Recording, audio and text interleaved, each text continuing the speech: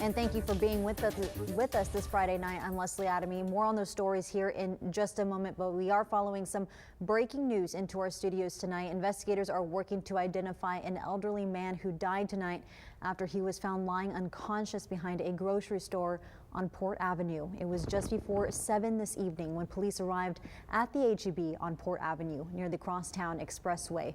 There they found a man believed to be in his 60s, unconscious behind the store. He was transported to a nearby hospital with undisclosed injuries where he later died. Police tonight say his cause of death is unknown and are still investigating.